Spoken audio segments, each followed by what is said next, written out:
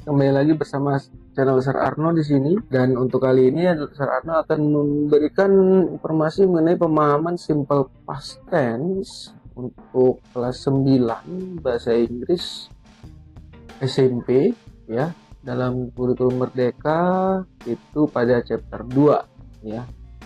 Bisa juga kalimat simple past ini karena akan Sir Arno berikan pemahaman dasar mengenai simple past tense untuk kelas 8 juga ya, jadi bisa digunakan di kelas 8 maupun di kelas 9. Nah, seperti apa pemahaman simple past tense? Mari kita simak berikut ini. Nah, when to use, kapan kita menggunakan?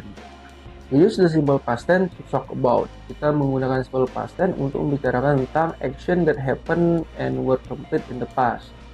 Maksudnya kegiatan yang terjadi atau sudah terjadi, sudah selesai di waktu yang lampau. Kemudian kedua adalah action that occur at the specific time in the past. Maksudnya adalah kegiatan ataupun aktivitas yang sudah selesai, sudah dikerjakan di waktu yang spesifik khusus di waktu yang lampau. Dan yang berikutnya action and sequence of event in the past, dan kegiatan ataupun aktivitas yang sudah sesuai berdasarkan urutan-urutan kejadian pada waktu lampau. Nah, apa sih simple past itu? What is the simple past tense?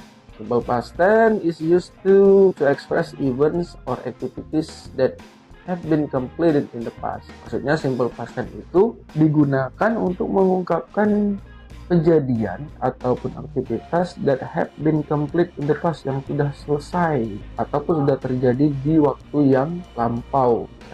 Contohnya, we went to Lestari National Park yesterday. Kami pergi ke Taman Nasional Lestari kemarin. Nah, sebagai bentuk simple past tense itu sendiri ada dibagi menjadi dua bentuk. Pertama menggunakan to be ataupun simple past of be, kemudian simple past of verb. Kalau simple past of be dia menggunakan subject was atau were, kemudian kalau was ini menggunakan I, she, he, it. Kalau was ini subjeknya menggunakan you, they, we, seperti itu. Contohnya kalau kalimat positif ini kan positif nih, ini negatif, ini interrogatif.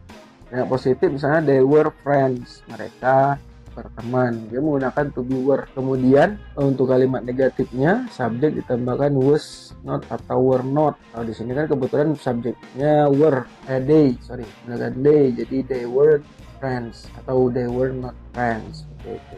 Mereka tidak berteman. Nah, kemudian interrogatif ataupun kalimat tanyanya was atau were ditambahkan subjek. Jadi situ ada were they friends, apakah mereka berteman. Di sini was atau were di sini sudah menjadi kata tanya, yaitu apakah.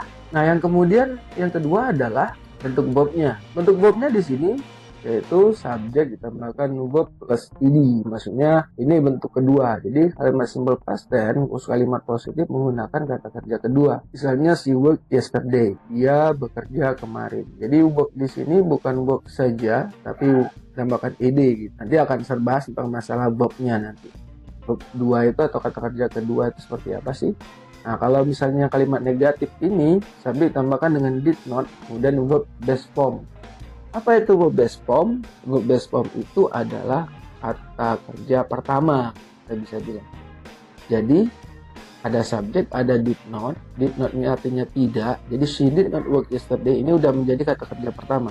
Beda dengan yang kalimat positif ini menjadi kata kerja kedua. Nah, sedangkan kalau kalimat negatif, she didn't work yesterday, maksudnya dia tidak bekerja kemarin. Nah, di sini ada didn't berarti worknya kata kerja per. Dan untuk yang interrogatifnya, did she work in base form, maksudnya ada to be did atau auxiliary verb did, kemudian ditambahkan dengan subject, baru ditambahkan dengan verb. Jadi in base form. Did she work yesterday?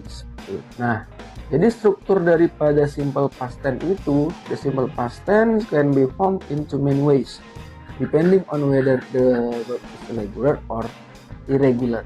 Nah, bagaimana kelanjutannya untuk penggunaan spelling regular verb ataupun irregular verb? Nah, ini dijelaskan. Jadi spelling regular verb ini mempunyai aturan atau rule tertentu ya. Maksudnya, misalnya mau verb ditambahkan dengan ed, kemudian kalau kata kerja pertamanya work, kemudian ditambahkan dengan ed, work, seperti itu. Kemudian verb ending e, Kalau misalnya kata kerjanya diakhiri dengan E, dance, jadi dance. Kalau verbnya diakhiri dengan konsonan Y, jadi Y itu diganti dengan I. Tambahkan aja ed belakang, jadi carry, jadi carried. Nah, kalau tulisannya kan carried seperti itu. Nah, bagaimana dengan yang berikutnya? Kalau misalnya verbnya endingnya dengan vowel konsonan plus konsonan, dijadikan double final konsonan, maksudnya huruf konsonannya ditambahkan jadi 2, jadi double-nya stop.